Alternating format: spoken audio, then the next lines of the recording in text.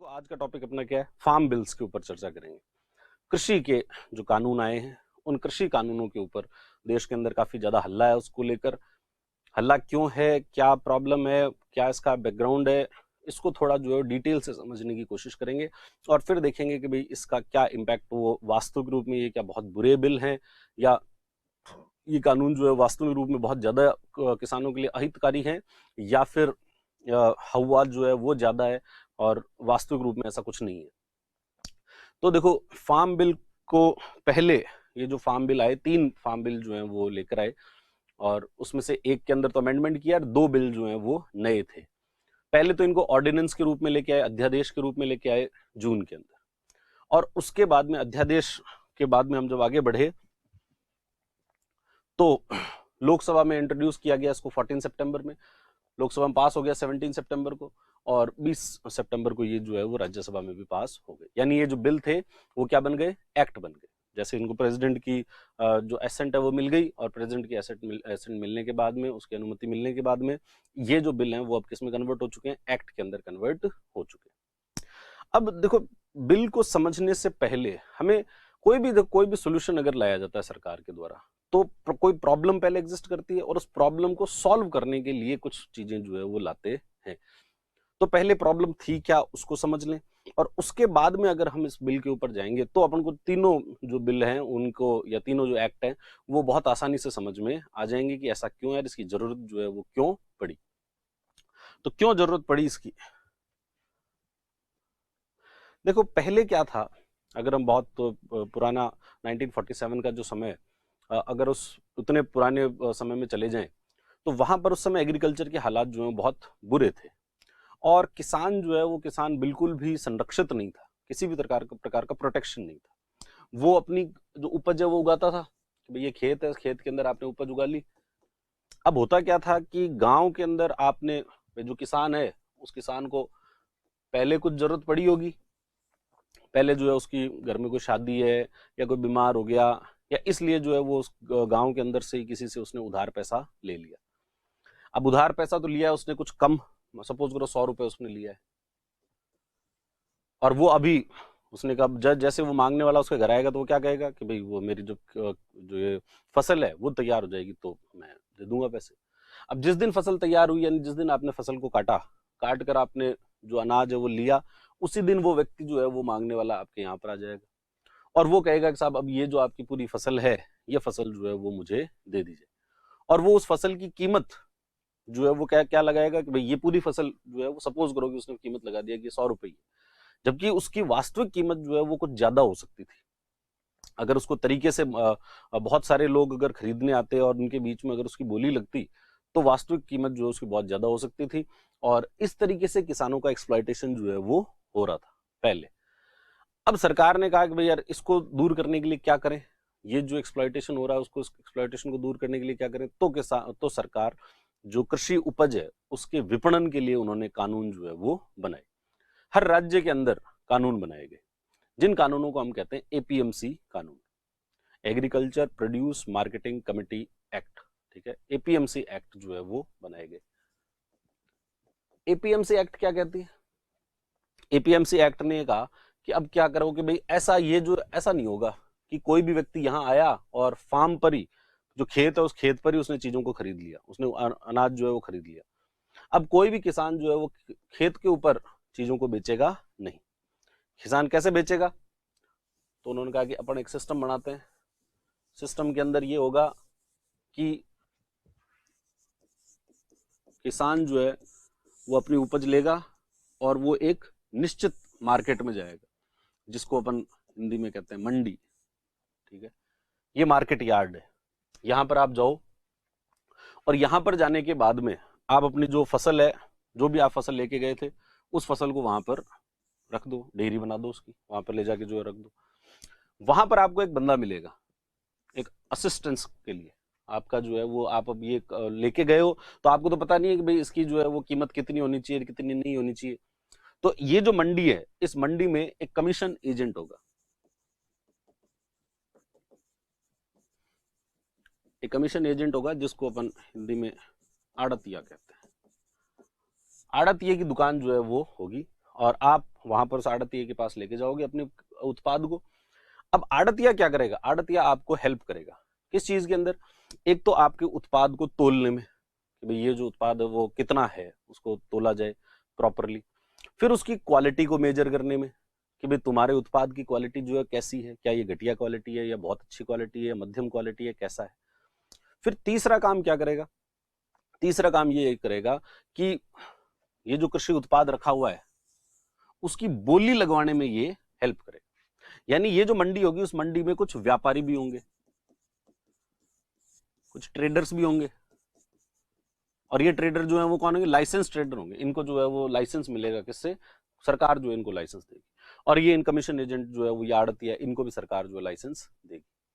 अब क्या होगा कि जैसे आपने कृषि के उत्पाद वहां पर ले आए, लेने के बाद में वहां पर उसके लिए बोली लगेगी कि भाई वहां पर जो है वो जैसे ये 8-10 जितने भी व्यापारी हैं वो सब आ गए, और फिर किसी ने कहा कि 100 रुपए से बोली चालू हुई, तो एक ने 100 कहा, किसी ने जो है वो 150 कहा, किसी ने जो है वो 200 कहा। तो इस तरीके से जो बोली सबसे ज्यादा लगाएगा उसको जो है वो फसल बेच दी जाएगी। तो यानी जो किसान पहले 100 रुपए के अंदर ही वो बेच रहा था, अब यहां जाएगा तो फिर उसको बोली होगी, और बोली होगी तो उसकी जो मैक्सिमम प्राइस उसके होनी चाहिए वो उसको मिल जाएगी।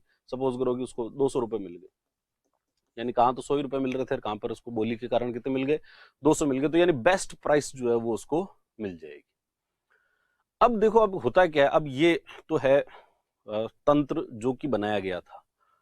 अब क्या ये वास्तविक रूप में इतना बढ़िया है या इसी तरीके से काम करता है या नहीं करता, तो देखो इस तरीके से कार्य जो है वो एग्जैक्टली ये नहीं कर पाता। होता क्या है कि किसान एक तो अपनी फसल जो है वो यहां से यहां पर लेके जाए, यहां से यहां लेके जाता है तो एक तो उसकी ट्रांसपोर्ट की कॉस्ट लगती है, ठीक है, एक तो आपके ट्रांसपोर्ट में कॉस्ट लग रहा है। दूसरा ये जो ट्रांसपोर्ट होता है कि गांव के अंदर आपके पास में कोई अच्छा मैकेनिज्म तो होता नहीं है कि भाई जो रोडें वगैरह है वो ज्यादा अच्छी नहीं है, तो आपका जो भी उत्पाद है उस उत्पाद में कई प्रकार की वेस्टेज भी हो जाती है, जो उत्पाद है वो वेस्ट भी हो जाता है, तो वेस्ट भी हो रहा है, ट्रांसपोर्टेशन की कॉस्ट भी लग रही है। तो यानी एग्जैक्टली ऐसा नहीं है कि 100 रुपए में ही उसको जो है ये टोटल फायदा, हम पहले तो देख रहे थे कितना 100 रुपए होता है, ये एग्जैक्ट ऐसा नहीं, उसकी ट्रांसपोर्टेशन कॉस्ट अब इसमें ऐड हो गई है 100 रुपए में। फिर जैसे वो मंडी में जाता है, तो मंडी में जाने के बाद में ये जो आड़तिया होता है ये अपना एक कमीशन एजेंट है, तो ये क्या लेता है, कमीशन लेता है कि ये जो इसने सर्विस दी कि भाई इसने जो है वो आपकी फसल को तुलवाया, आपकी फसल को बिकवाने में इसने मदद की, ये जो मदद है इस मदद के बेसिस पे वो क्या लेता है, आपका कमीशन लेगा। किससे लेगा, कमीशन जो है वो फार्मर से भी लेगा, फार्मर को जितना पैसा मिला, ये जो 200 रुपए मिले तो उस 200 रुपए पे वो कमीशन लेगा, और फार्मर से भी लेगा, और ये जो व्यापारी है इससे भी लेगा, दोनों से कमीशन जो है वो लेता है। फिर ये जो मंडी है, ये जो आपका मार्केट यार्ड है, ये मार्केट यार्ड फंक्शनिंग आराम से कर सके, भाई इसके अंदर जो है वो प्रॉपर व्यवस्थाएं हो, इसमें दुकानें भी हो, इसके अंदर जो है वो कृषि का अगर उत्पाद आज ही नहीं बिका तो स्टोरेज की फैसिलिटी भी हो, जो किसान आ रहे हैं बाहर से किसान आ रहा है तो उसके रुकने की व्यवस्था भी हो, वहां पर उसके खाने पीने के लिए कैंटीन भी हो, ये जो कृषि उत्पाद है वो वेस्ट नहीं होना चाहिए उसकी भी वहां पर व्यवस्था हो, ये सब व्यवस्थाएं जो है वो होनी चाहिए। और उस व्यवस्थाओं के लिए वो क्या कर लगाते हैं, एक टैक्स लगा देते हैं, उसको कहते हैं मंडी टैक्स। और ये मंडी टैक्स कौन पे करेगा, ये भी कौन करेगा, किसान पे करेगा। यानी किसान की कॉस्ट अब लगातार क्या होती जा रही है, बढ़ती जा रही है। फिर जो स्टेट गवर्नमेंट है, जो राज्य सरकार है, वो राज्य सरकार ऐसे जो भी लेन देन होती है, ये जो आपने वहां से जाकर जो खरीदा है उसके ऊपर राज्य सरकार के द्वारा एक सेस भी लगा दिया जाता है, यानी राज्य सरकार भी वहां पर टैक्स जो है वो लगा रही है। अब कमीशन भी लग गया, मंडी टैक्स लग गया, सेस लग गया, एक तो ये प्रॉब्लम होगी, तो इसका मतलब आपकी कॉस्ट जो है वो क्या हो गई है, बढ़ गई। दूसरी बात कि ये जो हमने जितना आइडियली सोचा था कि 8-10 लोग आएंगे और बोली लगाएंगे और बोली लगा कर जो सबसे ज्यादा बोली लगाएगा उसको मिलेगा, वैसा कार्य जो है वो होता नहीं है। यहां पर क्या होता है कि ये जो मंडी है, इस मंडी में व्यापारियों की संख्या बहुत ज्यादा नहीं होती, बहुत ज्यादा लाइसेंस जो है वो व्यापारी नहीं होते। कई जगह तो ऐसा होता है कि एक ही व्यापारी है, एक ही ऐसा है खरीदार, और एक ही खरीदार है तो साहब ये बोली जो है वो नहीं लग सकती। और जहां पर एक से ज्यादा व्यापारी होते भी हैं वहां वो क्या कर लेते हैं, वो एक कार्टेल फॉर्म कर लेते हैं। कार्टेल का क्या मतलब है, एक ग्रुप बना लेते हैं, एक समूह बना लेते हैं और समूह बनाकर वो ये कहते हैं कि भाई अपन ने अपना एक ग्रुप बना लिया, समूह बना लिया, अब हम जो है वो बोली को इस रुपए से ज्यादा नहीं लगाएंगे। यानी ऐसा नहीं है कि भाई ये बोली लगती जाएगी 200 रुपए तक पहुंच जाएगी। इन्होंने पहले से डिसाइड कर लिया कि अपना तो कुछ भी हो जाए, बोली जो है वो सपोज करो 130 रुपए से ज्यादा आगे नहीं जानी चाहिए। पहले से आपने मैक्सिमम प्राइस डिसाइड कर लिया। अब जो भी इन व्यापारियों में से 130 रुपए दे देगा, उसके बाद में बाकी व्यापारी जो है वो इससे बड़ी बोली नहीं लगाएंगे। और इस तरीके से उन्होंने आपस में कार्टेल जो है वो फॉर्म कर लिया। और कार्टेल फॉर्म कर लिया तो अब क्या होगा, इसका अर्थ है कि अब वो बाहर, मतलब अब वो जो किसान है वो क्या करे, भाई आप तो कुछ ही नहीं कर सकते, आपको बेचना ही पड़ेगा, आपको बेचना पड़ेगा। और वो तो 130 में खरीद रहा है। अब आपकी क्योंकि ट्रांसपोर्ट कॉस्ट लग चुकी है, इसलिए ऐसा भी नहीं है कि आप उसको वहां से बाहर ले जाओ। और आप इसके अलावा बाहर बेच भी नहीं सकते, क्योंकि एपीएमसी एक्ट के तहत जो है बाहर बेचना पॉसिबल नहीं है। अब ऐसा आपने कई बार ये देखा होगा कि सर ऐसा कैसे बता रहे हो कि भाई बाहर बेच नहीं सकते। हमने तो कई बार देखा है बाहर बेचते हुए लोग जो है वो गेहूं उगाते हैं अपने गांव में, और कुछ बोरी जो गेहूं है उसको रिलेटिव्स में बेच देते हैं, या फिर कुछ ऐसे भी होते हैं जो कि गांव से बोरियां जो है वो भरकर जयपुर ले आते हैं और फिर किसी कॉलोनी में वहां पर जो है वहां बेच देते हैं। तो ये चीजें देखिए, तो बिल्कुल सही बात है। स्मॉल फार्मर जो है, बहुत स्मॉल स्केल का, ये 2 बोरी बेच रहे हो, 10-20 बोरी बेच रहे हो तो कोई दिक्कत नहीं, तब सरकार नोटिस भी नहीं करती कि भाई ये आप जो है वो बाहर क्यों बेचा, सरकार को भी इससे फर्क नहीं पड़ता। परंतु आप अगर वो बहुत बड़ा ट्रांजेक्शन करना चाहो कि भाई आप जो है वो ये चाहो कि साहब मुझे जो है 5000 बोरियां खरीदनी है गेहूं की, या 5000 बोरियां बेचनी है, तो फिर आप जो है वो ये बाहर नहीं कर सकते। ये जो बड़े लेवल के जो चीजें होगी वो सब के सब आपको कहाँ करना पड़ेगा, इस मंडी में ही करना पड़ेगा। और मंडी के अंदर मंडी का जो तंत्र है वो उतना ज्यादा एफिशिएंट नहीं है। वहां पर एक तो कार्टेलाइजेशन है उनकी, और इसलिए वो प्राइस को बढ़ने नहीं देते, मतलब जो आपका फार्मर जो है उसको सही प्राइस नहीं मिलती। दूसरा, उनके ऊपर ये कमीशन एजेंट कमीशन ले रहा है, मंडी टैक्स लग रहा है, सेस लग रहा है, इसके कारण जो फार्मर की कॉस्ट है वो और बढ़ जाती है, ट्रांसपोर्टेशन कॉस्ट वगैरह जो है ये बढ़ जाती है, और वो अपनी प्राइस के लिए बेटर नेगोशिएशन भी नहीं कर पाता, क्योंकि और कोई दूसरा खरीदार है भी नहीं। अगर अब यूं बाहर से कोई व्यक्ति आए कि नहीं साहब मुझे जरूरत है, मान लो मैंने कल को एक नई कंपनी खोल दी और वीट की वजह से लक्ष्मी भोग आटा आता है, वैसे अपन ने एक जो है वो एक और आटे की आपने फैक्ट्री लगा दी, और आप चाहो कि अब जाके जो है मैं खरीद लाता हूँ किसानों से, और उनको मंडी में जो प्राइस मिल रहा है उससे मैं बेटर प्राइस दे दूंगा, तो आप जाके खरीद नहीं सकते। आप जाके खरीद नहीं कर सकते, क्यों? क्योंकि आपको खरीदने के लिए लाइसेंस की जरूरत है। अब यहां पर इससे दिक्कत ये, और एक और बात ये भी हो गई कि जो किसान है, किसान पहले मंडी में लेके गया तो मंडी में उसको मिला आड़तिया, यानी एक मिडिल मैन कौन हो गया, आड़तिया एक मिडिल मैन हो गया। फिर ये जो मंडी का जो व्यापारी है ये एक और ऐड हो गया। फिर ये व्यापारी क्या करता होगा, ये सब इतनी सब चीजें खरीदता होगा, फिर खरीद कर जो बल्क इसके पास में आया उसको फिर ये किसी और को बेच देता होगा, किसी और दूसरे व्यापारी को बेचता है। और ये जो दूसरा व्यापारी है उसने जो बहुत बड़े बल्क के अंदर चीजों को खरीदा है वो क्या करेगा, वो फिर बाहर जाकर जो भी आपकी फैक्ट्री है, जैसे मान लो ये लक्ष्मी भोग वाले हैं, तो इस कंपनी से वो बात करेगा और इसको जो है वो उसकी गेहूं की सप्लाई वहां पर कर देगा, या फिर मार्केट के अंदर जो रिटेलर्स हैं उनको जो है वो सप्लाई कर देगा, और रिटेलर्स को सप्लाई कर देगा तो रिटेल दुकान पर आ गया, और रिटेल की दुकान पे आ गया तो वहां से, मतलब रिटेल का मतलब ये किराने वगैरह की जो दुकान है, या फिर इससे भी पहले किराने की दुकान से पहले की होलसेल वाली दुकान होती है, तो वहां पर आ गया, और फिर वहां से किसके पास पहुंचेगा, कंज्यूमर के पास पहुंचेगा। यानी कंज्यूमर तक पहुंचने के बीच में बहुत सारे लोग जो हैं वो आ गए। अब कंज्यूमर को जो प्राइस मिल रही है वो तो है ज्यादा, और जो किसान को मिल रही है वो बहुत कम है, और किसान के पास में आपको दूसरा ऑप्शन जो है वो है नहीं कि मैं इसके इस जगह के अलावा कहीं पर अगर उसको बेचना चाहूं तो उसको बेचूं या नहीं बेचूं। ठीक है, तो इस तरीके से ये प्रॉब्लम जो है वो आपको देखने को मिलेगी, और ये एक मेजर प्रॉब्लम थी एग्रीकल्चर मार्केटिंग के अंदर, कृषि विपणन के अंदर। अब ये सोचा कि भाई यार किसान जो है वो क्यों उसके ऊपर एक, मतलब आपको बाकी कोई उत्पाद बेचना हो कि भाई मेरे पास में जो है वो मैंने मोबाइल फोन बनाया, मैं उसको कहीं पर भी बेचूं, कोई उसको रोकने वाला नहीं है। मैं डायरेक्ट जो है वो घर पे जाकर सप्लाई करूं तो कोई रोकने वाला नहीं है। ठीक है, मैं अगर एग्रीकल्चर के भी ये जो प्रोड्यूस है इसके अलावा मैं अगर दूध, आप अगर दूध हो रहा है आपके, मतलब तो उस दूध का आप कहीं पर भी बेच दो, उसको आपको कोई रोकने वाला नहीं है। आप जो है फिश कहीं पर भी बेच दो, आपको कोई रोकने वाला नहीं। एडिबल आइटम है, फिर भी उसको कोई रोक नहीं रहा। परंतु किसान का जो उत्पाद है उसको रोकने के लिए जो है वो आपने उसके ऊपर ये बंदिश लगा दी कि साहब आप यहीं बेच सकते हो, इसके अलावा जो है आप कहीं पर भी बेच नहीं सकते। तो इसलिए बहुत कई समय से इस बात की मांग हो रही थी कि किसानों को ये आजादी मिलनी चाहिए कि वो अपने उत्पाद को चाहे जहां पर बेच सके। अगर उसको ये हो कि उसके गांव के अंदर ही कोई हाट लगती हो, हाट बाजार लगता हो, तो वो वहां पर भी बेच सके। या फिर गांव के आसपास में कोई अगर प्राइवेट मार्केट है, ये सरकारी मार्केट नहीं, कोई प्राइवेट मार्केट है जिसमें कोई भी आकर खरीद सकता है, तो वहां पर भी वो बेच सके। और सिर्फ वो मंडी नहीं जिस मंडी पर आप जो है वो आपके आसपास की कोई मंडी है, तो उसी में नहीं, पूरे भारत की मंडियों में से किसी भी मंडी जो है उसको बेच सके। तो इस तरीके से किसान को विपणन के लिए, जो उत्पाद है उसके विपणन के लिए मल्टीपल आपके पास ऑप्शन होने चाहिए, ज्यादा से ज्यादा ऑप्शन होने चाहिए। और वो ज्यादा से ज्यादा ऑप्शन जब होंगे तो क्या होगा, अगर ऑप्शन ज्यादा होंगे तो खरीदार ज्यादा होंगे, बेचने वाले तो आप उतने ही हो, उतने ही लोग हैं, किसान तो उतने ही हैं जो कि बेच रहे हैं, परंतु खरीदारों की संख्या जो है वो क्या हो जाएगी, बढ़ जाएगी। और खरीदारों की संख्या अगर बढ़ गई किसी भी मार्केट के अंदर, तो उससे क्या होता है, उससे फिर अगर खरीदारों की संख्या बढ़ गई, तो जैसे यहाँ पर तो खरीदार जो है वो ये मैक्सिमम अपने का 8 से 10 है, और ये तो कार्टेल भी बना लेते हैं, और कई ऐसी जगह है जहां पर एक दो ही व्यापारी हैं।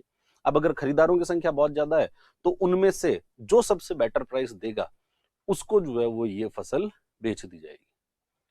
तो अगर आप जो सबसे ज्यादा बेटर प्राइस देगा, तो आपको फायदा है, किसान को जो है इससे लाभ हो जाएगा कि भाई आपके जो उत्पाद है उस उत्पाद का आपको सबसे अच्छा प्राइस जो है मिल गया। और दूसरा कि आपको ये जो टैक्स वगैरह देने पड़ रहे थे, ये अब देने की आपको कोई जरूरत नहीं, आप इससे जो है वो बाहर आ गए। ये आपको मैंडेटरी जो टैक्स वगैरह देने पड़ रहे थे, अब वो देने की जरूरत नहीं। तो यही इस जो फार्म ये जो बिल है, उस फार्म बिल का मुख्य उद्देश्य, तीन टोटल बिल तो 3 थे, और उसमें से जो पहला बिल है उसका मुख्य उद्देश्य यही है कि जो फार्मर्स हैं उन फार्मर्स को अपने उत्पाद बेचने के लिए एक से ज्यादा जगह जो है, या फिर वो जो मंडी वाली जो जगह है उसके अतिरिक्त भी जगह जो है वो मिले।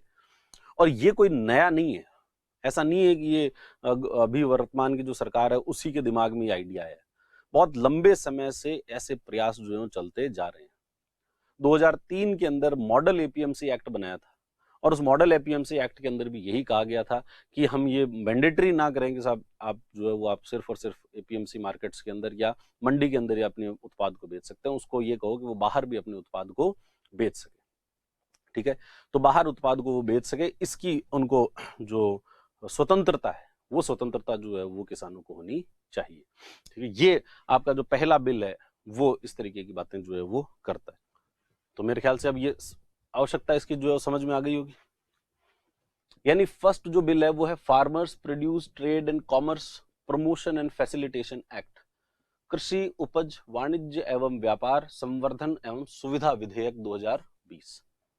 अब ये हम उनको क्या क्या बातें कर रहा है इसके अंदर, सबसे पहली बात तो क्या कर रहा है, कोई भी फार्मर जो है वो अपनी उत्पाद को ये जो एपीएमसी मार्केट, ये जो आपकी मंडी है, उस मंडी से बाहर भी बेच सकता है, प्राइवेट मार्केट में भी बेच सकता है, जो किसान का जो फार्म गेट है यानी आपके जो खेत है उस खेत पर भी बेच सकता है। क्योंकि अब वो 60s वाली बातें अब नहीं रही है। अब किसान इतना कोई वो मूर्ख नहीं है कि उसको कोई भी आकर जो है वो मूर्ख बना के चला जाए कि साहब आपके उत्पाद के दाम तो आपके कुछ ज्यादा थे और आपको जो है वो छोटा मोटा दाम दे दिया। अब अगर एफिशिएंसी के तरीके से कोई काम करे, कोई प्राइवेट प्लेयर आ रहा है और वो प्राइवेट प्लेयर ये कहे कि मैं जो है वो ट्रांसपोर्टेशन कॉस्ट भी किसान की नहीं लगने दूंगा, वो भी हम खुद ही ले लेंगे, और हम जो खेत है वहां खेत से उठा लेंगे।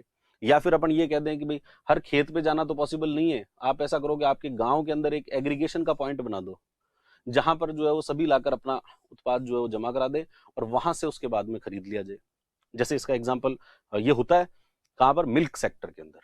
दूध का जो सेक्टर है, उस दूध के सेक्टर में क्या होता है, जो भी किसान होते हैं, पशुपालक होते हैं, वो पशुपालक क्या करते हैं, वो पशुपालक उनके यहाँ दुग्ध उत्पाद जो उत्पादन हुआ, उत्पादन होने के बाद में गांव के अंदर ही उसका एक कलेक्शन सेंटर बना हुआ होता है, और वहां पर जाकर वो अपना दूध जो है वो एकत्रित हो जाता है उनका, वहां पर वो दे देते हैं उसको, और फिर वहां से एकत्रित हो गया, एग्रीगेशन हो गया, फिर उसकी प्रोसेसिंग के लिए वो जो है वो अलग अलग जगह पर जाता है। और इसमें कोऑपरेटिव सेक्टर जो है वो काम करता है, बहुत अच्छा काम जो है वो कर रहा है। इसके अंदर किसी प्रकार का ऐसा सरकार के द्वारा ये डिसाइडेड नहीं है कि आपको ये दूध की मंडी है साहब यही बेचना पड़ेगा और आपको ये बीच में आड़तिया होगा, ये होगा, ऐसा कुछ भी नहीं। तो इसलिए दूध का जो सेक्टर है उसकी ग्रोथ लगातार जो है वो बहुत अच्छी हो रही है। ठीक है, तो यही उत्पाद जो है वो कौन देता है? इस फार्मर का ये जो पहला जो बिल है, farmer produce trade and commerce and promotion and facilitation. फिर ये इलेक्ट्रॉनिक ट्रेडिंग की बात भी करता है कि आपने यहां पर एग्रीगेट कर लिया, एग्रीगेट करने के बाद में आप एक ऐसा कोई इलेक्ट्रॉनिक तंत्र भी बना सकते हैं जिसके माध्यम से जो इलेक्ट्रॉनिकली पूरे देश में कहीं पर भी कोई व्यक्ति बैठा है, कोई भी व्यापारी बैठा है, तो वो आपके उत्पाद को खरीद सके और फिर यहां से उस उत्पाद को ले जाने की जिम्मेदारी जो है किसकी होगी? वो उस प्राइवेट प्लेयर की जो है वो जिम्मेदारी होगी। अब और मार्केट फीस जो है उसको क्या कर दिया है? अबॉलिश कर दिया। ये जो अपन ने मार्केट फीस देखी थी, मंडी के आपका टैक्स है, कमीशन है, तो कमीशन एजेंट। अब देखो कमीशन एजेंट का अपन ये नहीं कह सकते कि पूर्ण रूप से जो है वो खत्म हो जाएगा। आड़तियों का बिजनेस पूर्ण रूप से खत्म, आड़तिया का बिजनेस जो है वो पूर्ण रूप से खत्म नहीं होगा। क्यों नहीं होगा? क्योंकि वो अब आपको जो है वो प्राइवेट मार्केट के अंदर अपनी सेवाएं देने लग जाएंगे और प्राइवेट मार्केट में जैसे एग्रीगेटर है कि भाई सभी की उत्पाद जो है यहाँ पर लाओ, तो वो वहां पर अपनी सेवा देने लग जाएगा।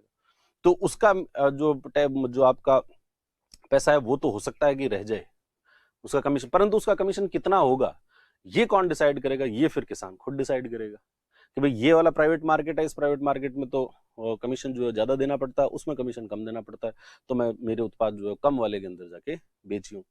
तो इस तरीके से आपका ये जो पहला बिल है ये इस तरीके से काम करता है। अब इसमें ओपोजिशन क्या है? क्या विरोध हो रहा है? विरोध क्यों हो रहा है? विरोध हो रहा है इसलिए क्योंकि इनका कहना है भारत के अंदर देखो वैसे भी कोई सुधार जो है वो लाना इतना आसान नहीं है और निश्चित रूप से सुधार की जितनी अपन जैसी आइडियल पिक्चर अपन पेंट करते हैं वैसा होता भी नहीं है। ग्राउंड रियलिटीज जो है वो निश्चित रूप से कुछ गलत होंगी भी। परंतु यहां पर ये कहा गया है कि कॉर्पोरेट्स आ जाएंगे साहब ये खरीद करने के लिए, ये जितनी भी खरीद होगी इसका मतलब कॉर्पोरेट्स आ जाएंगे। और कॉर्पोरेट्स का शब्द तो आप भारत के अंदर ऐसा है कि कॉर्पोरेट हुआ इसका मतलब ये तो सब शोषण ही होने वाला और कुछ ही नहीं होने वाला, जबकि ऐसा नहीं है। वास्तविक रूप से जो है वो आप हर चीज के लिए कॉर्पोरेट्स को जो है वो दोषी ठहरा नहीं सकते कि भाई कॉर्पोरेट्स आते हैं आके सब जो है वो किसान तो जैसे उसको तो खुद को तो कुछ पता ही नहीं है और कॉर्पोरेट आएगा और उसको जो जैसे जैसा जो प्राइस है वो उसको बता देगा और उसी तरीके से वो खरीद के ले जाएगा। ऐसा कहीं नहीं होने वाला। ठीक है, फिर भी अगर हो कहीं पर हो भी तो उसको मैकेनिज्म जो है वो ऐसे हो जिससे कि किसान को प्रोटेक्शन जो है वो भी मिले। ठीक है, ये भी अपन कह सकते हैं रेगुलेट करने का जो है कि भाई आप इसको इंटरफेयर मत करो, सरकार जो है वो उसमें इंटरफेयर नहीं करे कि भाई यही बेचना पड़ेगा, इतने में ही बेचना पड़ेगा, यही करना पड़ेगा, ऐसा आप ऊपर से मत कहो। मार्केट को फ्री रहने दो, कंपटीशन जो है वो बढ़ने दो और जब कंपटीशन बढ़ेगा तो वैसे चीजें जो है वो अपने आप सही हो जाएगी। और उसके पास में जो किसान है उस किसान के पास में अभी भी ऑप्शन है कि वो मंडी के अंदर जाकर जो है वो बेच सकता है। भाई मंडी वाला जो जिस किसान को मंडी में बेचना है उसको तो कोई मना कर ही नहीं रहा कि भाई आपको मंडी में जाकर मत बेचो, मंडी में तो आप निश्चित रूप से जाके बेच सकते हो। पर अगर कोई किसान ये चाहे कि भाई मुझे मंडी में नहीं बेचना, मुझे बाहर बेचने दो, तो उसके ऊपर आप बाहर से कौन होते हो ये प्रतिबंध लगाने वाले कि नहीं हम तुझे बाहर नहीं बेचने देंगे, आपको बेचना पड़ेगा तो यहीं बेचना पड़ेगा, इसके अलावा तुम अपने उत्पाद को कहीं नहीं। क्यों? उसका उत्पाद वो जहां चाहे वहां बेचे। उस कोई भी सरकार या कोई भी बाहर का व्यक्ति जो है ये डिक्टेट करने वाला कौन होता है कि आपको अपना उत्पाद जो है यहीं बेचना होगा। तो इस तरीके से किसान को स्वतंत्रता देने का काम जो है वो यहाँ पर किया गया। परंतु ओपोजिशन का ये या फिर जो भी किसान विरोध कर रहे हैं उनका पहला तो ये है कि भाई कॉर्पोरेट्स जो है वो इसमें आ जाएंगे और कॉर्पोरेट्स आएंगे तो सब उसके वो जो है वो शोषण कर लेंगे किसान का। कैसे करेंगे शोषण और कहाँ होगा ये शोषण, तो वो अभी फ्यूचर का डर है, ये भविष्य के अंदर ऐसा डर जो है वो हो सकता है। फिर दूसरा इन्होंने कहा कि सब अगर आपने ऐसा किया कि भाई आप जो है वो खरीद बाहर करने लग जाओ तो फिर एमएसपी के ऊपर कोई खरीद जो है वो नहीं होगी। अगर मंडियां खत्म हो गई तो एमएसपी पे खरीद नहीं होगी, एमएसपी पे खरीद नहीं होगी तो ये हमारे लिए एक और प्रॉब्लम हो जाएगी। अब ये एंगल जो है एमएसपी वाला, हालांकि सरकार ने अपने क्लैरिफिकेशन में कहा कि एमएसपी का सिस्टम जो है खत्म होने वाला नहीं है, परंतु एमएसपी का जो सिस्टम है वो इससे तो ऑब्वियसली सरकार तो जितने में खरीद करेगी। भाई अगर आपको ऐसा लग रहा है कि प्राइवेट सेक्टर जो है वो बीच में आ गया है और प्राइवेट सेक्टर जो आपको और भी कम दाम दे रहा है तो एमएसपी का ऑप्शन अभी भी आपके पास में है कि आप जाकर जो है वो एमएसपी के ऊपर सरकार को बेच सकते हो। पर एमएसपी पे सरकार प्रोक्योरमेंट करती कहाँ है? कितना प्रोक्योरमेंट करती है। और एमएसपी का सिस्टम जो है वो काफी फ्लॉड है अपने आप में। एमएसपी का सिस्टम जो है इतना ज्यादा एफिशिएंट नहीं है। और ये एमएसपी का जो इशू ये लेके आए हैं, इसके कारण, इसका मुख्य कारण यही है कि भाई इसको जो विरोध कर रहे हैं वो मेजरली कौन कर रहा है, पंजाब के जो किसान है वो इसका विरोध कर रहे हैं। और पंजाब के किसान इसलिए कर रहे हैं क्योंकि पंजाब के अंदर एमएसपी का सिस्टम जो है वो ढंग से काम करता है, कि वहां पर जो है वो सरकारी खरीद होती है। सरकार की तरफ से कौन खरीदता है, FCI, food corporation of India जो है वो खरीदती है। फूड कॉर्पोरेशन इंडिया जो है वो स्टेट गवर्नमेंट की एजेंसीज को कह देती है कि आप हमारे लिए जो है वो किसान से खरीद लो। किस पे खरीदेंगे, ये एमएसपी, मिनिमम सपोर्ट प्राइस के ऊपर, न्यूनतम समर्थन मूल्य जो है उसके ऊपर खरीद जो है वो हो जाती है। और पर बाकी सभी स्टेट में बराबर खरीद हो रही हो ऐसा नहीं है। ज्यादा कहां पर होता है, पंजाब से ये ज्यादा खरीदते हैं जो, और वो भी दो ही फसलें हैं जिसके ऊपर मेजरली आपकी खरीद हो रही है, वीट और जो पैडी या राइस, गेहूं और चावल। गेहूं और चावल जो है उसी का एमएसपी पे खरीद ज्यादा होता है, बाकी का तो खरीद होता भी नहीं। और एफसीआई जो है वो, उसके हालात तो बहुत ज्यादा खराब है। एफसीआई, अब देखो होता क्या है कि ये खरीद सारा का सारा पैसा कौन दे रहा है, एमएसपी वाला, कि भाई आपने कह दिया कि 2000 रुपए के अंदर हम जो है वो खरीदेंगे। अब 2000 रुपए के अंदर अगर खरीदोगे तो एफसीआई खरीद करेगी 2000 रुपए पे। अब एफसीआई को इसकी जो कॉस्ट है वो बहुत ज्यादा है कि भाई उसके बाद में उसको कहीं ना कहीं स्टोरेज भी करना है, स्टोरेज करने के बाद में उसको एक जगह से दूसरी जगह ले जाना, ट्रांसपोर्टेशन करना, इसमें भी पैसा लगता है। तो ये जो भी कॉस्ट लगती है वो किसकी लगती है, एफसीआई की कॉस्ट लगती है। और एफसीआई के लिए जितने में जो इकोनॉमिक कॉस्ट है एफसीआई की वो बहुत ज्यादा हो जाती है, ठीक है, जितने की उस उत्पाद की वास्तविक वैल्यू नहीं है उससे ज्यादा पैसा जो है वो किसका लग जाता है, एफसीआई का जो है पैसा उससे ज्यादा लग जाता है। और सरकार जो है वो एफसीआई के इस घाटे को फुलफिल करती नहीं है। एफसीआई जो है वो भी बहुत हालात उसके खराब है। 3 लाख करोड़ रुपए का उनका जो है वो डेफिसिट के अंदर है वो लोग। 3 लाख करोड़ रुपए का खर्चा जो है उनका एडिशनल खर्चा है, और सरकार के द्वारा उसको पे नहीं किया गया। अब सरकार के द्वारा तुम अब कब तक ये सस्टेन करोगे, एक ना एक दिन तो एफसीआई वाले हाथ खड़े कर ही देंगे कि साहब अब नहीं खरीदा जाएगा हमसे, और हमको तो या तो पैसे दो। और उस समय आप इतने पैसे लाओगे कहां से, अगर आप लाओगे, सरकार, केंद्र सरकार दे या राज्य को केंद्र सरकार पैसा देगी 3 लाख करोड़ रुपए, तो उनके जो फिस्कल डेफिसिट है उसके अंदर दिखने लग जाएगा। और वो उनके पास में पैसे कौन सी मशीन थोड़ी पड़ी है, वो फिर मार्केट से उधार लेंगे। मार्केट से उधार लेंगे तो जो केंद्र सरकार है उसका जो ये जो बिल है वो बढ़ जाएगा, आपका डेट बिल बढ़ जाएगा। तो इस तरीके से एफसीआई का सिस्टम जो है वो इतना अच्छा नहीं। और एमएसपी का जो लाभ है वो मात्र 6% किसानों को ही मिलता है, ठीक है। अभी कुछ समय पहले एनएसएसओ का एक सर्वे था और उसके अंदर 6% को ही माना गया कि भाई 6% है वही फायदा लेते हैं एमएसपी का, बाकी 94% किसान जो है वो एमएसपी के का फायदा नहीं ले पाते। और 2015 में कमेटी बनी थी, शांता कुमार समिति। शांता कुमार समिति ने ये कहा कि कम से कम ये जो 70 से 75% के जो किसान हैं उनको तो एमएसपी के बारे में पता भी नहीं है कि एमएसपी नाम का भी ऐसा कोई सिस्टम होता है या नहीं होता, कि ऐसा भी है कि सरकार कुछ खरीद कर रही है, ऐसा उनको बिल्कुल भी पता नहीं है। तो यानी एमएसपी का सिस्टम जो है वो उतना ज्यादा अच्छा नहीं है, सरकार के लिए भी सही नहीं है और किसान को भी उससे पूरा लाभ जो है वो नहीं होता। हाँ, कहने के लिए आप कह दो कि साहब ऐसा होना चाहिए, सरकार जो है वो खरीद करे, सरकार खरीद करके फिर करेगी क्या उसका। आपने अभी भी जो है वो वीट खरीदते हैं, ये पंजाब से खरीद लिया इन्होंने बहुत बड़ी मात्रा में, फिर क्या होता है वो एफसीआई के गोडाउन के अंदर जो है वो पड़ा रहता है। एफसीआई के पास में उसकी जो बफर स्टॉक की जो लिमिट है उससे ज्यादा खरीद लेते हैं, और उनके जितने गोडाउन हैं सारे सारे फुलफिल्ड, मतलब वो पूरे भरे रहते हैं। और गोडाउन का मतलब ये नहीं है कि उनके पास सारे के सारे गोडाउन जो है वो ऐसे बिल्कुल बंद हैं। उनके पास में कई गोडाउन जो है वो गोडाउन को, उसको स्टोरेज को कह देते हैं कि भाई ऐसा कोई चबूतरा सा बना हुआ है एक बड़ा सा, और उसके ऊपर आप अपनी जो गेहूं की बोरियां हैं वो रख दो और ऊपर से तिरपाल वगैरह लगा देंगे, और उसको भी स्टोरेज के अंदर ही काउंट करते हैं। और फिर अगर कभी कोई बरसात आ गई या कभी किसी प्रकार के कोई प्रॉब्लम आ गई तो वो सारा का सारा गेहूं जो है वो खराब हो जाए। और सरकार, मतलब सुप्रीम कोर्ट ने एक बार ये कहा था कि जो भारत के अंदर कई लोग जो हैं वो, उनको भुखमरी की हालात है, उनके पास में जो है वो खाने के लिए दाने नहीं है, और एफसीआई के गोडाउन्स के अंदर जो गेहूं है वो पड़ा पड़ा सड़ जाता है। क्यों सड़ जाता है, क्योंकि उनके पास में ऐसा सिस्टम नहीं है जिससे कि उस गेहूं को वो प्रॉपरली जो है वो लोगों के बीच ले जा सके। अब हालांकि नेशनल फूड सिक्योरिटी जो एक्ट आया उसके बाद में आपने पीडीएस सिस्टम के अंदर कुछ सुधार भी किए, और सुधार करके जो है वो आपने बहुत सारे लोगों को अब सस्ते के अंदर अनाज दे रहे हो, परंतु वो भी कोई एफिशिएंट चीज जो है वो नहीं है। भाई सभी लोगों को सस्ते में अनाज दो, सस्ते में अनाज उसको दो जिसको जरूरत है।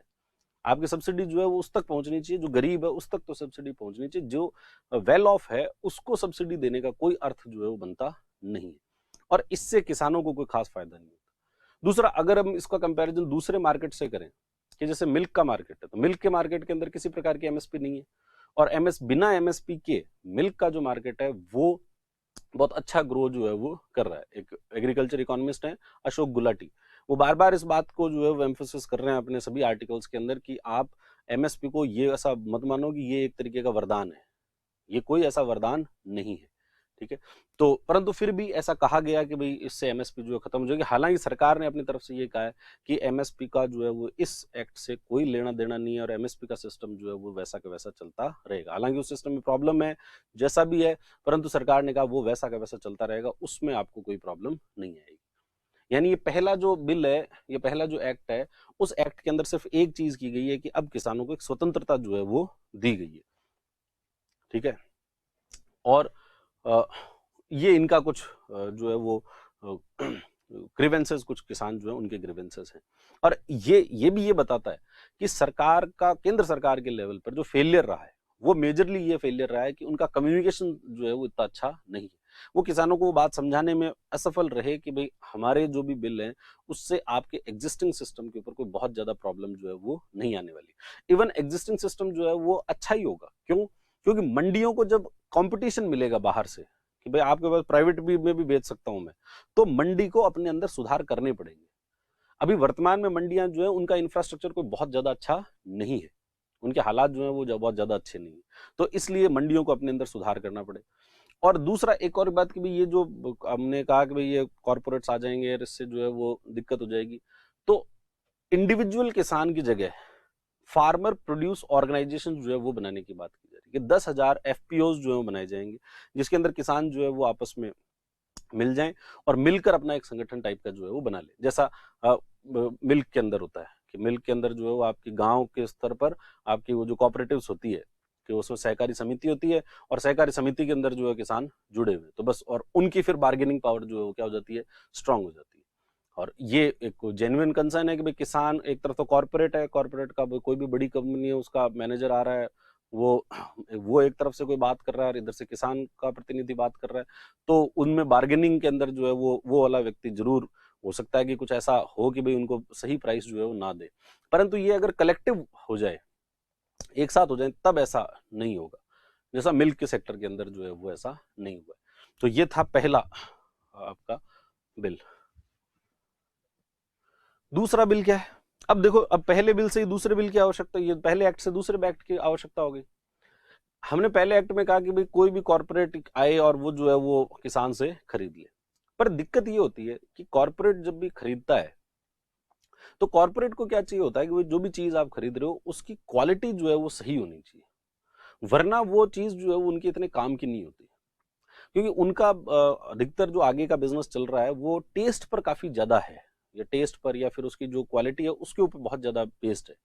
कि आपने अगर जैसे मान लो आलू खरीदे, तो वो सब जो है वो एक ही प्रकार के होने चाहिए, उसके टेस्ट में बहुत ज्यादा अंतर जो है वो नहीं होना चाहिए, या टमाटर जो है वो उसके टेस्ट में बहुत ज्यादा अंतर नहीं होना चाहिए, तब जाके उसका एक अच्छा केचप जो है वो बने। तो इसलिए अब जो प्राइवेट प्लेयर है वो आता है और मान लो कि खरीदता है बहुत सारे लोगों से, बहुत सारे लोगों से खरीद तो रहा है, पर किसी की क्वालिटी तो बहुत अच्छी है और किसी की क्वालिटी जो है बहुत खराब है। अब अलग अलग क्वालिटी के लोगों से अगर आप खरीदोगे तो फिर आपका बिजनेस जो है वो सही नहीं चलेगा। आप ये भी चाहते हो कि किसान जो है वो क्या करें, मतलब ये अपनी प्रोड्यूस को बहुत अच्छे तरीके से, इनकी प्रोडक्टिविटी भी बढ़नी चाहिए, ये कम अगर इनके पास में जगह तो भी ये ज्यादा उत्पादन कर सके।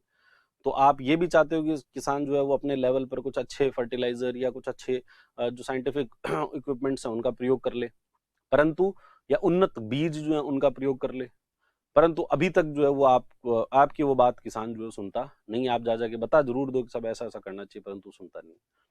क्यों नहीं सुनता? क्योंकि उसको लगता है कि मैं ये मान लो प्रोड्यूस कर दूं तुम्हारे कहने से, फिर इसका क्या होगा, ये जो मेरे उत्पाद है वो तुम खरीदोगे कि नहीं खरीदोगे, इसका हो सकता है कि ऐसा हो कि तुम नहीं खरीदो। इसलिए दूसरे बिल की आवश्यकता होगी उसको। ये जो बिल है या ये जो एक्ट है, farmer empowerment and protection agreement of price assurance and farm services act. Price assurance दे रहा है और फार्म सर्विसेज जो है वो दे रहा है। मेजरली इसमें क्या होता है, कॉन्ट्रैक्ट फार्मिंग है ये। कॉन्ट्रैक्ट फार्मिंग के अंदर क्या होगा कि जो किसान है वो और जो भी प्राइवेट प्लेयर है, इन दोनों के बीच में कॉन्ट्रैक्ट हो जाएगा कि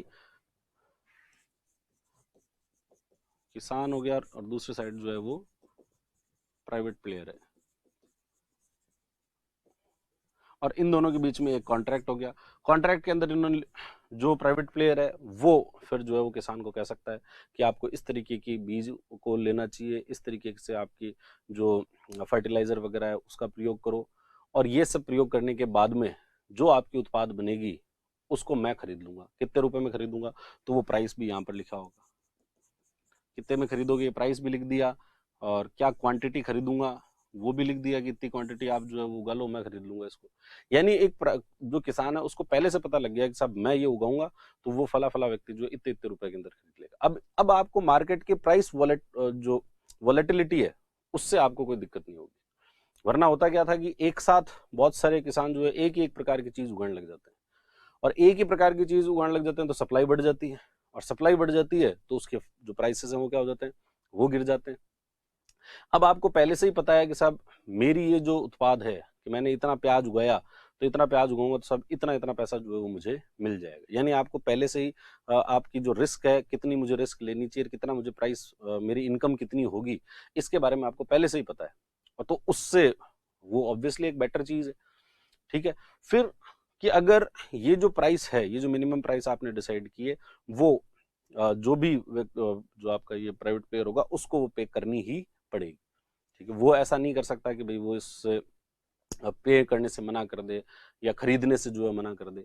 अगर किसी प्रकार का डिस्प्यूट इनके बीच में होता है तो उस डिस्प्यूट को रिजॉल्व करने के लिए भी एक मैकेनिज्म जो है वो बनाया गया। सबसे पहले लेवल पर तो कंसिलिएटरी बोर्ड होगा इनका। बोर्ड का मतलब एक कुछ लोगों की एक समिति बना दी, उसके अंदर जो प्राइवेट प्लेयर है उसके लोग भी हैं, और जो किसान के प्रतिनिधि हैं या जो एफपीओज हैं उनके लोग भी हैं, और वो लोग जो है वो आपस में बात करके कि भाई कोई भी डिस्प्यूट उसको रिजॉल्व कर ले। 30 दिन के अंदर उनको डिस्प्यूट रिजॉल्व करना होगा। अगर 30 दिन में वहां से नहीं होता तो फिर उनके ऊपर जो है एसडीएम कोर्ट के अंदर वो जा सकते हैं, एसडीएम के पास जा सकते हैं, और एसडीएम के पास जाकर जो है वो अपनी बात कह सकते हैं। और अगर वहां पर भी 30 दिन में नहीं होता तो उससे ऊपर एक जो है वो एपेलेट अथॉरिटी होगी, उनको अपने 30 दिन के अंदर जो अपना फैसला देना पड़ेगा। और कि अगर किसान ने किसी प्रकार की मान लो शर्त नहीं मानी तो किसी भी परिस्थिति के अंदर किसान की जो जमीन है वो जमीन नहीं ली जा सकती। कोई भी प्राइवेट प्लेयर जो है किसान की जमीन को ले नहीं सकता। तो ये एक और मिथ जो है वो, या मिसकम्युनिकेशन को कहो, या जो लोगों के अंदर एक अफवाह फैल गई कि इससे किसानों की जमीन जो है वो चली जाएगी, जबकि एक्ट के अंदर ये लिखा हुआ है कि किसान की जमीन जो है वो कोई भी ले नहीं सकता। बाकी तरीके से डिस्प्यूट रिजॉल्व जो है वो किए जाएंगे। ये जो एग्रीमेंट होंगे ये 1 साल के भी हो सकते हैं, एक क्रॉप सीजन के भी हो सकते हैं, और 5 साल, ज्यादा से ज्यादा कितने हो सकते हैं, तो 5 साल तक का जो एग्रीमेंट है वो किया जा सकता है। ये सब बातें जो है वो इसमें है कि एक तो प्राइसिंग की कितनी प्राइस होगी वो सब वहां पर उसी में डिसाइडेड होगा।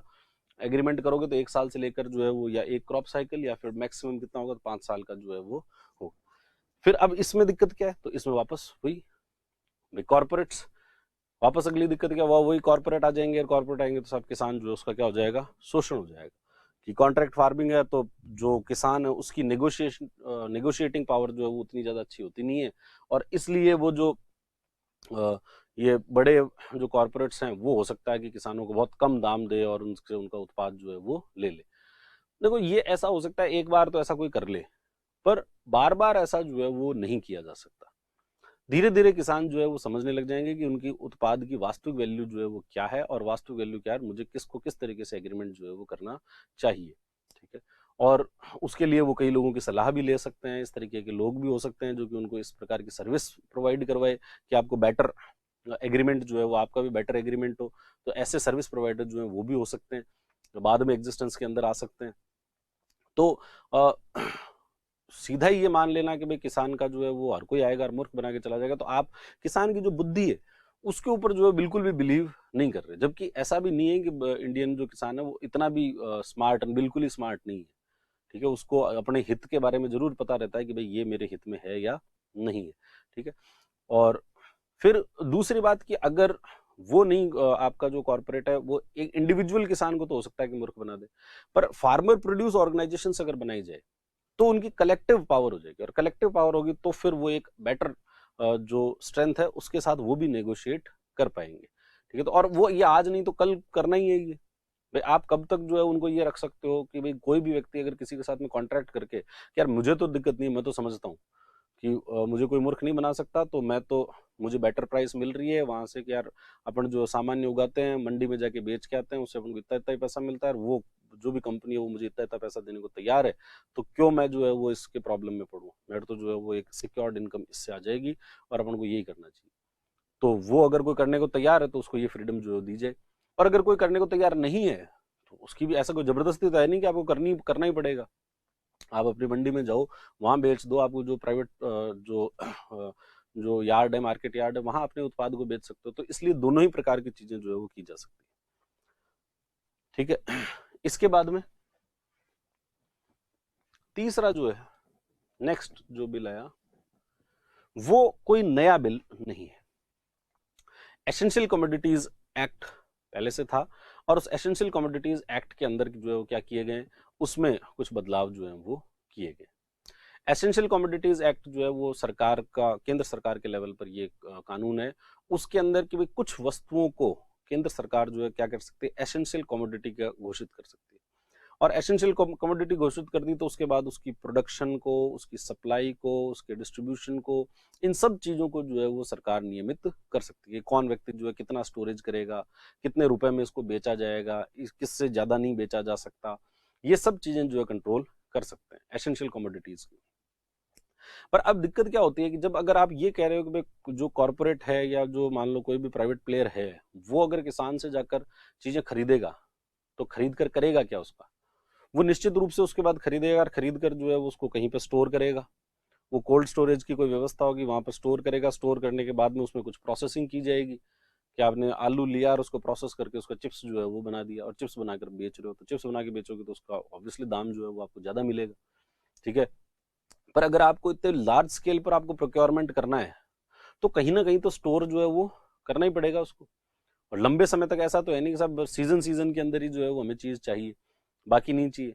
आपको तो लंबे समय तक जो है वो चीज चाहिए, क्योंकि भाई आपका जो भी उत्पाद है उस उत्पाद को हम लंबे समय तक बेचना चाहते हैं, या आप जो है एक्सपोर्ट करना चाहते हो, तो भी आपको चीजों को स्टोर जो है वो करना पड़ेगा, और स्टोर करना पड़ेगा। परंतु स्टोरेज में दिक्कत क्या आती है, स्टोरेज में दिक्कत ये आती है कि ये जो एसेंशियल कमोडिटीज एक्ट है इसके तहत आप बहुत बड़े स्तर पर जो है वो चीजों को स्टोर नहीं कर सकते।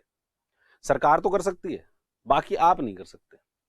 सरकार तो एफसीआई का गोदाम जो है वो भरा रहता है, ओवरफ्लो हो रहा है एफसीआई का गोदाम, सरकार के लेवल के ऊपर तो वो तो कर सकते हैं, परंतु कोई प्राइवेट प्लेयर जो है वो ऐसा नहीं कर सकता। तो यहां पर इन्होंने कहा कि हम उसको जो है वो बाहर कर देंगे कि भाई ऐसे अब किसी आपका जो एसेंशियल कमोडिटीज है उसके उसके उससे बहुत सारी चीजों को बाहर निकाल दिया गया।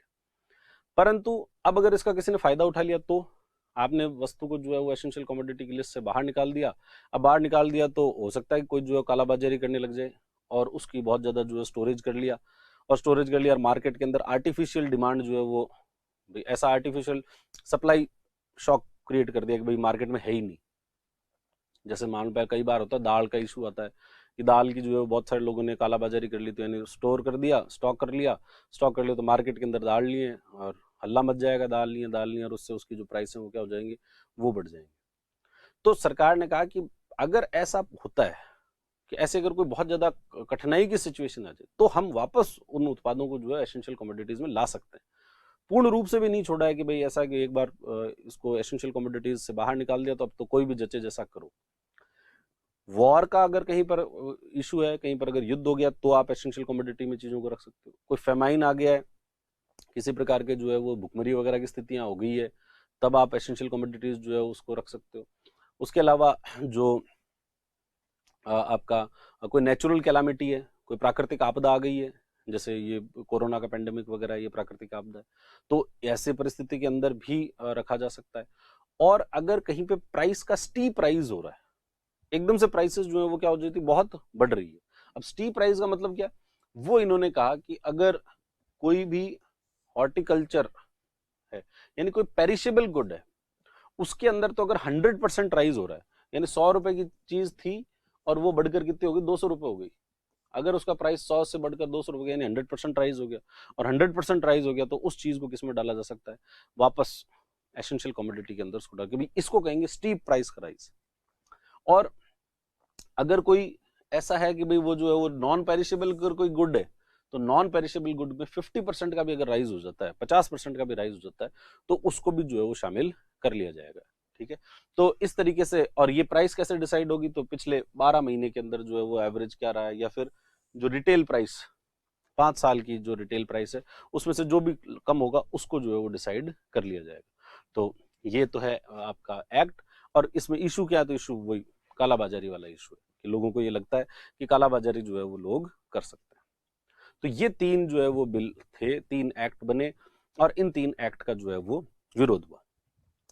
अब इसमें प्रॉब्लम क्या आती है, हमें क्या लगा कि भाई अब इसमें समस्या क्या है, मुख्य समस्या क्या है। मुख्य समस्या तीनों के अंदर ये है कि ट्रस्ट बड़ा इशू हो गया, कि लोगों को ये लग रहा है कि बस सरकार के द्वारा जो भी कार्य किया जा रहा है वो कॉर्पोरेट के फायदे के लिए किया जा रहा है, या किसान को उससे जो है उतना फायदा नहीं होगा।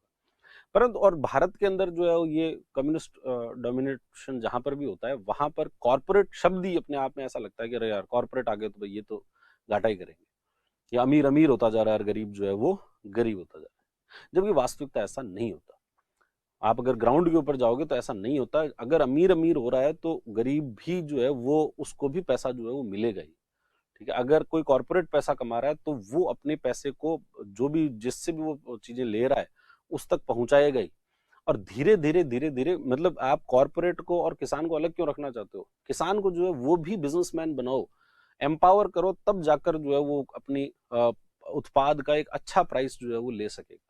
वरना वो जब तक इन सरकारों के भरोसे रहेगा कि भाई सरकार जो है वो कुछ करेगी, सरकार माई बाप है, सरकार कुछ करेगी, तब तक सरकारें जो है वो मूर्ख बनाने के लिए के अलावा और कुछ नहीं करने वाली। इसलिए आपको खुद को आपके बिजनेस डिसीजन लेने पड़ेंगे कि मुझे कौन सी उत्पाद उगाना है, मुझे उस उत्पाद को जो मैं बेस्ट तरीके से कैसे उगा सकता हूँ, उसको बेस्ट कहाँ उसको सेल कर सकता हूँ, कहाँ किसको मुझे बेचनी चाहिए उसके लिए। और बहुत सारे जो है वो यंग पढ़े लिखे लोग भी एग्रीकल्चर के अंदर जो है वो आ रहे हैं और वो कुछ चेंजेस जो है वो भी कर रहे हैं।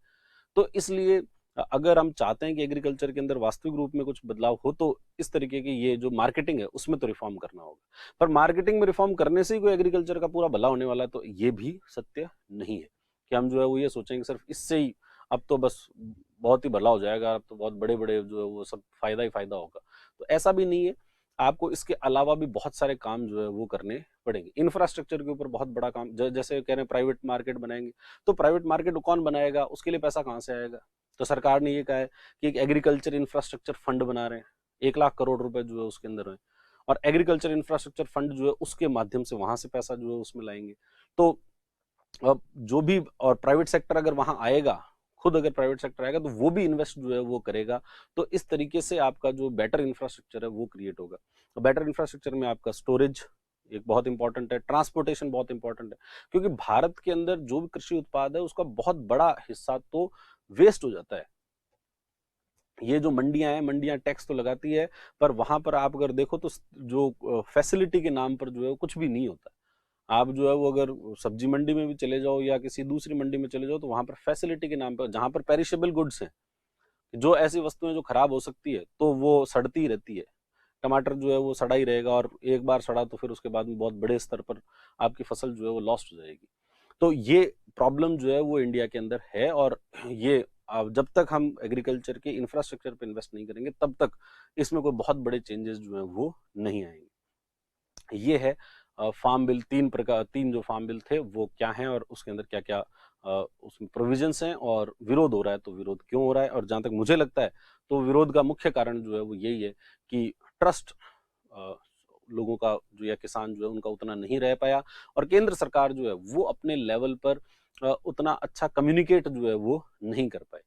खासकर पंजाब के किसानों को जो है वो इससे टेंशन हुई, और उन्होंने विरोध प्रदर्शन जो है वो करना शुरू किया। और बाकी की जो राज्य हैं उनसे भी कुछ कुछ किसान हैं, परंतु बाकी जगहों पर इतना बड़ा प्रोटेस्ट नहीं हो रहा, क्योंकि बाकी जगहों पर जो है एमएसपी इतना अच्छा काम करता भी नहीं है। और इसको एमएसपी से जोड़ दिया गया कि भाई एमएसपी खत्म हो जाएगी या मंडी सिस्टम ही खत्म हो जाएगा, तो नहीं, ऐसा नहीं है। मंडी सिस्टम खत्म नहीं होगा। मंडी को जब कंपटीशन मिलेगा बाहर से, तो मंडी को अपने आप के अंदर सुधार जो है वो करने पड़ेंगे। अब क्योंकि बीजेपी की गवर्नमेंट है और वो इसको लेके आई है। तो जहां जहां कांग्रेस की गवर्नमेंट थी उन्होंने इसके अंदर जो है कुछ बदलाव भी किए। ठीक है, इसके अंदर पहले पंजाब की जो सरकार थी उसके द्वारा बदलाव किए गए और ये जो कृषि कानून थे उनमें, और उसके बाद में राजस्थान की सरकार जो उसके द्वारा भी कृषि कानूनों के अंदर बदलाव किए गए। क्या बदलाव किए गए हैं देखो, सबसे पहले पंजाब वाले देख लेते हैं अपन। पंजाब ने क्या क्या इसमें बदलाव किया। पंजाब ने सबसे पहला ये जो है farmers empowerment protection agreement on price assurance and farm services, इसमें ये कह दिया कि फार्मर जो है उसके बीच में और जो भी प्राइवेट प्लेयर है उनके बीच में जो एग्रीमेंट हो रहा है वो जो है वो एमएसपी से कम के पे नहीं होगा। आप एमएसपी से कम पर जो है कोई व्यक्ति खरीद नहीं करेगा। ठीक है, और ये एमएसपी पे कम, ये वाले सिर्फ और किसके लिए, वीट और पैडी के लिए। Shall be valid only if the seller pays a price equal to और ग्रेटर देन एमएसपी, अगर वो या तो एमएसपी के बराबर या उससे ज्यादा दे तभी उसको जो है वो हम सही मानेंगे, वरना उसको सही नहीं मानेंगे। And it states that the person और कंपनी और corporate house will be punished, अगर आपने इससे कम पे खरीदा तो आपको पनिशमेंट मिलेगा, imprisonment not less than 3 years if and a fine if he signs a contract wherein a farmer is compelled to sell the produce at less than MSP। आप मतलब जो है सरकार ये बता रही है कि एमएसपी से, हम तो एमएसपी पे खरीदे नहीं खरीदे वो तो कोई दिक्कत नहीं है, पर प्राइवेट प्लेयर जो है उसको तो कितने पे खरीदना पड़ेगा, उसको तो एमएसपी पे खरीदना पड़ेगा। क्यों खरीदेगा वो एमएसपी पे, एमएसपी घोषित आप कर रहे हो और उसके बीच में और फार्मर के बीच में ये जो है वो एग्रीमेंट होना चाहिए। अगर आप ऊपर से डिक्टेट कर दोगे कि एमएसपी पर ही खरीद करो तो फिर कोई लोग जो है वो खरीद करेंगे ही नहीं। परंतु ये क्यों लाया गया, पर इसका अर्थ ये है कि ये इसलिए लाया गया जिससे कि फार्मर के जो भी कंफ्यूजन था उसको दूर किया जा सके, कंफ्यूजन को दूर किया जा सके। परंतु प्राइवेट प्लेयर जो है इससे डिस्करेज ही होगा कि अगर आप पहले से प्राइस जो है डिसाइड कर दो। एमएसपी एक समर्थन मूल्य है, वो जो है वो एक समर्थन के लिए, आप उसको इस तरीके से लीगली बाइंडिंग नहीं कर सकते। और इम्प्रिजनमेंट वाली जैसी चीजें जो है वो अगर लाओगे तो फिर नया इन्वेस्टमेंट जो है वो एग्रीकल्चर में नहीं आ सकता। And the bill also allows farmer to approach civil court beside seeking the remedies available under central act. तो सेंट्रल एक्ट के अंदर जो रेमेडीज थे, डिस्प्यूट सेटलमेंट एक मैकेनिज्म था, उसके अलावा जो है आप सिविल कोर्ट के अंदर भी जो है वो अप्लाई करें। ये एक अच्छा प्रोविजन है कि हाँ ठीक है, आप इसमें भी डिस्प्यूट सेटलमेंट में भी किसी को जो है आप बाइंड कैसे कर सकते हो, सिर्फ इसी डिस्प्यूट सेटलमेंट पे आपको जाना चाहिए। स्वतंत्रता है तो फिर स्वतंत्रता, डिस्प्यूट सेटलमेंट पे की भी स्वतंत्रता है, और वो सिविल कोर्ट जो है उसको भी अप्रोच कर सकता है। द थर्स्ट ऑन वीट और पैडी, और ये सब बातें किस पे, सिर्फ वीट और पैडी पर, मतलब सिर्फ गेहूं और चावल के ऊपर ये इन्होंने रखा है। और वो इसलिए क्योंकि जो पंजाब है उसके अंदर इन दो का ही डोमिनेंस जो है वो ज्यादा है। और एमएसपी के अलावा और क्या चेंज किए इन्होंने, तो जैसे कि भाई केंद्र सरकार के जो कानून थे, उस केंद्र सरकार के कानूनों में तो उन्होंने जो केंद्र सरकार के कानून के अंदर तो उन्होंने मंडी टैक्स और ये जो स्टेट का जो सेस वगैरह था उसको हटा दिया था, मार्केट फीस और license for private players outside APMC, और इनको जो है उन्होंने रीइंट्रोड्यूस कर दिया कि अगर बाहर भी अगर कोई व्यक्ति काम करेगा तो सब उसके लिए भी लाइसेंस जो है वो जरूरी, यानी वापस लाइसेंस राज जो है उसको इंट्रोड्यूस यहाँ पर किया जा रहा है। तो आप लाइसेंस लो, सर केंद्र जो राज्य सरकार है उसको पैसा पे करो और उसको टैक्स जो है वो पे करो। तो अब और वो ये भी एक दिक्कत है कि राज्य सरकारों को ये बड़ी दिक्कत हुई कि भाई केंद्र सरकार ने ये लेजिस्लेशन कर दिया, ये लेजिस्लेट कर दिया और उससे आपके राज्य सरकार की इनकम जो है वो चली जाएगी, उसको जो फाइनेंशियल लॉस है वो काफी हो सकता है, इसलिए इन्होंने वापस उसको जो है वो रीइंट्रोड्यूस कर दिया। Government can notify a fee to be levied on private trader और electronic trading platforms for trade commerce outside the mandis established under the Punjab agriculture produce market act. तो इन्होंने कहा कि भाई आप कोई भी फीस और जो है उसको भी अपन लेवी कर सकते हैं, फीस लगा सकते हैं किस पर, प्राइवेट प्लेयर के ऊपर भी, और कोई इलेक्ट्रॉनिक ट्रेडिंग प्लेटफॉर्म है उसके ऊपर भी लगाया जा सकता है। तो ये पंजाब के जो कानून है उसके अंदर ये बदलाव उन्होंने किया है। फिर उसके बाद में farmers produce commerce and promotion facilitation special provision, इसमें पंजाब के अंदर और क्या किया, इसमें भी वही एमएसपी वाले मैकेनिज्म जो है उसको लाया गया, stating that one of the direct consequence of the central act will be to nullify MSP mechanism. ये कह रहे हैं कि पंजाब का जो कानून है वो कह रहा है कि जो केंद्र सरकार के कानून है उससे एमएसपी का सिस्टम जो है खत्म हो जाएगा। This bill provides for punishment for the seller who boys wheat और पैडी लेस देन एमएसपी, वापस कि अगर कोई भी प्राइवेट प्लेयर भाई वहां पर तो कॉन्ट्रैक्ट था, उसमें तो कोई कॉन्ट्रैक्ट भी अगर आप एमएसपी से कम करते हो तो आपको पनिशमेंट मिलेगा। यहाँ पर अगर आप किसी प्राइवेट यार्ड पर या कहीं पर भी अगर आप एमएसपी से कम पर खरीद कर रहे हो तो आपको जो है वो पनिशमेंट दिया जाएगा। It declares that status quo in state will regard to the APMC act 2016। वापस जैसे 2016 का इनका एपीएमसी एक्ट था वही होगा, ठीक है। The bill also state that no punitive action will be taken against anyone for violating the provisions, ठीक है। तो ये इन्होंने, पर इसमें प्यूनिटिव एक्शन जो है वो नहीं रखा है कि भाई अगर आप जो मंडी में जाके या किसी प्राइवेट जगह पर जाकर अगर एमएसपी से कम खरीद रहे हो तो पहले तो उस खरीद को ही हम वायलेट कर, मतलब नलीफाई कर देंगे, परंतु जो खरीदार है उसके ऊपर कोई पनिशमेंट उसको नहीं दिया जाएगा। जैसा पनिशमेंट जो है वहां पे कॉन्ट्रैक्ट फार्मिंग में आपने 3 साल के पनिशमेंट की बातें जो है वो कर दी है। एसेंशियल कमोडिटीज में तो वो बस इसमें कुछ नहीं है, जो केंद्र सरकार का कानून था उसको इन्होंने क्या कर दिया, उसमें वापस रीइंट्रोड्यूस जो है वो इन्होंने कर दिया। भाई उन्होंने तो कहा था कि ये सभी चीजें इनको हम एसेंशियल कमोडिटीज की लिस्ट से बाहर निकाल देंगे, और इन्होंने उसको जो है वापस उसके अंदर ऐड कर दिया है। फिर राजस्थान ने भी अमेंडमेंट किए। तो राजस्थान ने farmers produce trade and commerce promotion facilitation जो एक्ट है उसमें क्या क्या उसने चेंज किया राजस्थान के अंदर। तो राजस्थान ने भी वापस पिनलाइज कर दिया ऐसे ट्रेडर को। If they harass farmer with punishment of 3 to 7 year, अगर कोई ट्रेडर कोई भी व्यापारी अगर फार्मर को हैरेस कर रहा है, फार्मर को जो है वो परेशान कर रहा है, तो उसको 3 से 7 साल की सजा हो सकती है, और मिनिमम फाइन जो है 5 लाख रुपए का मिनिमम फाइन जो है वो इसके ऊपर लगाया जा सकता है। अब हरेसमेंट किसको कहोगे आप, क्या होता है हरेसमेंट? तो वो इन्होंने कहा कि harassment as committed when the trader does not accept the delivery of farm produce, कि जो भी आपका कृषि उत्पाद है उसकी डिलीवरी हो रही है उसको अगर कोई ट्रेडर व्यापारी एक्सेप्ट नहीं करे, and does not make payment to the farmer in accordance with the terms of agreement within 3 days, 3 दिन के अंदर अगर वो पेमेंट नहीं करता तो उसको जो है पनिश किया जाएगा। और डिलीवरी ऑफ मतलब वस्तुएं जो है वो मिल चुकी है परंतु पेमेंट अभी तक नहीं हुआ है। The central law prohibited imposition of market fees, cess or levy on or any farmer or trader or electronic trading in a farmers produce trade area. The Rajasthan bill allows state to impose the fees, cess, agree.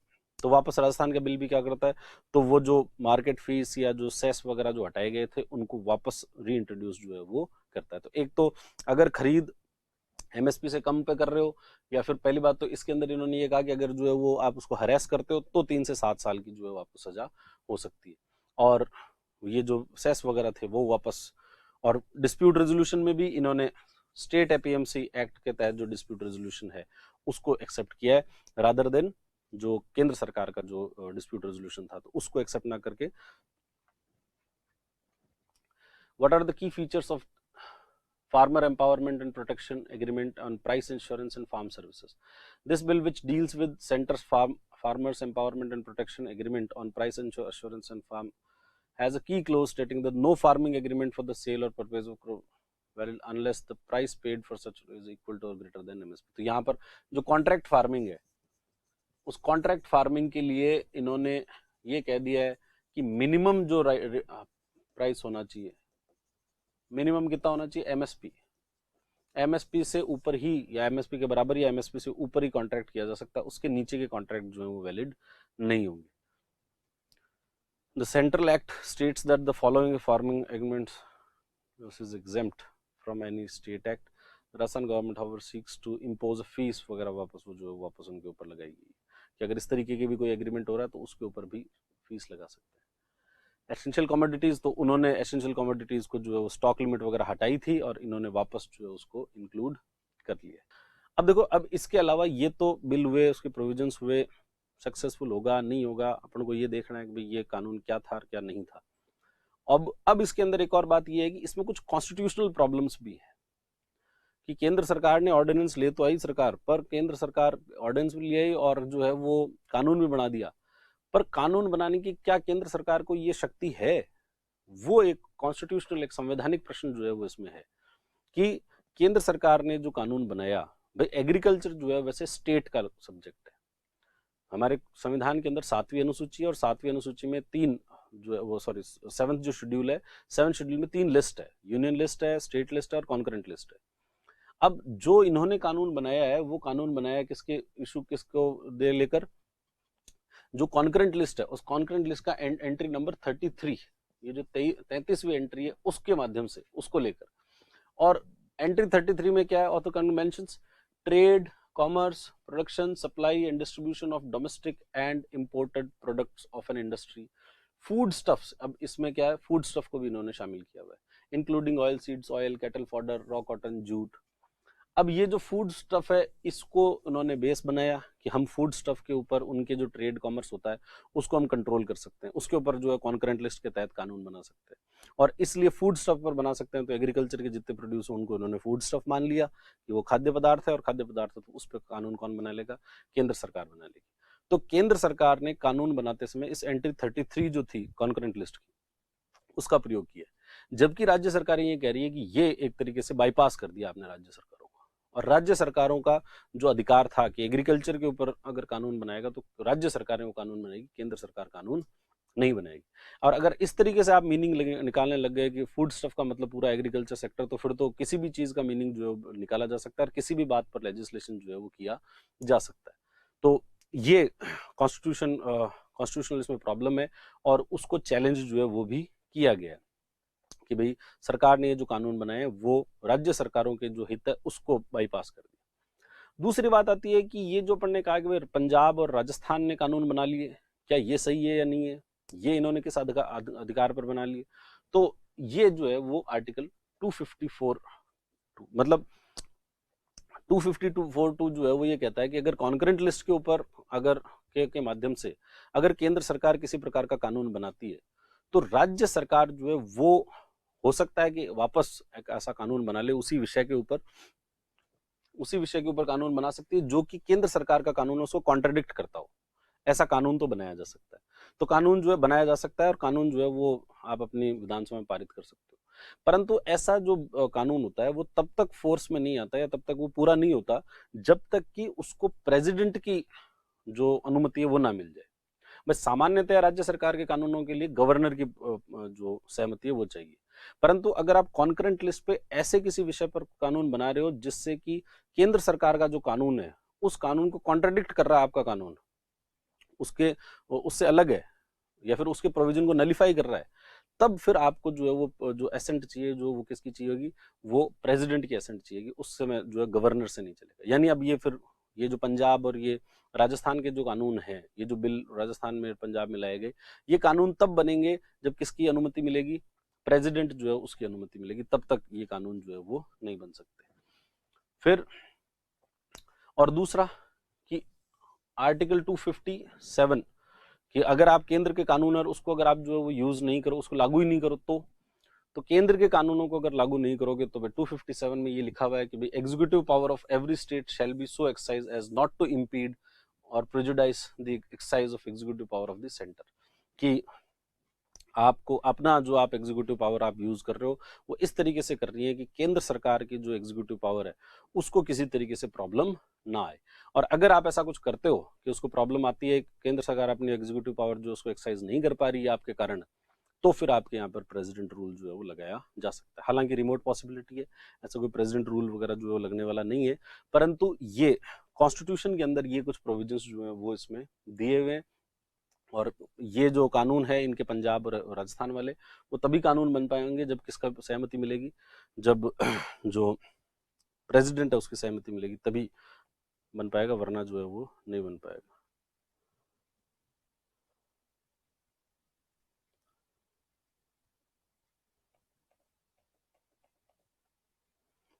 ठीक है, तो ये इसमें constitutional problems जो है वो भी इसमें इन्वॉल्व है। ये थे कृषि बिल, और कृषि बिल के अंदर क्या क्या तो प्रोविजंस हैं और क्या क्या जो है वो उसके अगर विरोध हो रहा है तो विरोध क्यों हो रहा है, और जो सॉल्यूशंस हो सकते हैं तो वो क्या हो सकते हैं, या कॉन्स्टिट्यूशनल प्रॉब्लम्स हैं तो वो क्या है, वो अपन ने इसमें डिस्कस कर लिए। राजस्थान के अंदर क्या प्रोविजंस आए और जो पंजाब है उसके अंदर क्या प्रोविजंस है, ये सब चीज़ें इसके अंदर जो है वो आ चुकी। और हमें इंटरव्यू के दृष्टिकोण से देखें तो अपन को इसमें क्या जवाब जो है वो दिया जाए, कि अगर हमसे पूछा जाए कि ये सही है या नहीं है, तो देखो अपन को सकारात्मक जवाब जो है वो देना चाहिए। एक अधिकारी को, एक प्रशासनिक अधिकारी को हर बात पे नकारात्मकता जो है वो उसमें झलकनी नहीं चाहिए। हम कोई एक्टिविस्ट नहीं है, हम किसी प्रकार के जो है वो ऐसा एक्टिविस्ट नहीं है कि साहब अपन को जो है वो हमेशा ही विरोध प्रदर्शन ही करना हो। एक्टिविस्टों का काम है विरोध प्रदर्शन करना। आप इसमें सकारात्मकता ये दर्शाओ कि भाई हाँ ठीक है, आप जो एग्रीकल्चर के अंदर सरकार ये लाई है सुधार काफी समय से पेंडिंग थे, उसको अच्छी तरीके से लेकर आई। परंतु हम ये भी साथ साथ में कहें कि भाई हमें जो भी किसान है उन किसानों की बात सुननी चाहिए और उनके जो भी कंसर्न्स हैं उस कंसर्न्स को भी हमें दूर करना चाहिए, उन पर ट्रस्ट जो है उस ट्रस्ट को भी बिल्ड करना चाहिए। पंजाब और राजस्थान के अंदर जो किए गए हैं वो कानून शायद ट्रस्ट बिल्ड करने के लिए जो वही उसमें परिवर्तन किए गए, ठीक है। परंतु एग्रीकल्चर का अगर भला करना है तो उसमें काफी सारे सुधार जो है करने होंगे, और ये जो सुधार हैं वो एक सीमित सुधार है। जब तक आप इनको दूसरे जो इनके सहायक सुधार है उनसे जब तक आप वो नहीं करोगे तब तक एग्रीकल्चर का भला जो है वो नहीं हो सकता। इसलिए ये हम कहें कि सकारात्मक दिशा के अंदर ये कदम जरूर है, परंतु यही कोई सफिशिएंट कदम है, इसी से कोई जो है वो किसानों का भला होने वाला है, तो ये कोई जरूरी नहीं है कि इसी से भला हो। इसके अलावा भी बहुत सारी चीजें जो है वो आपको करनी पड़ेगी कि अगर कल को कहीं पर एक्सप्लॉयटेशन होता है, कहीं पर जो है कॉर्पोरेट्स वास्तव में ऐसा नेगेटिव करते हैं, तो हमारे पास में एक ऐसा कोई रेगुलेटरी मैकेनिज्म होना चाहिए जहां पर वो ऐसा ना कर सके, जैसे कंपटीशन कमीशन ऑफ इंडिया वगैरह, या फिर ऐसी कोई भी आप रेगुलेटरी बॉडी जो है वो बना सकते हो, ठीक है।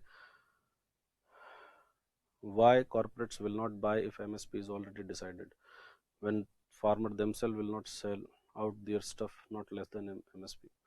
देखो ये MSP, ये तो कह रहा हूँ मैं, सब जगह होती नहीं है MSP, तो सब जगह कोई MSP पे खरीद हो रही हो ऐसा नहीं है।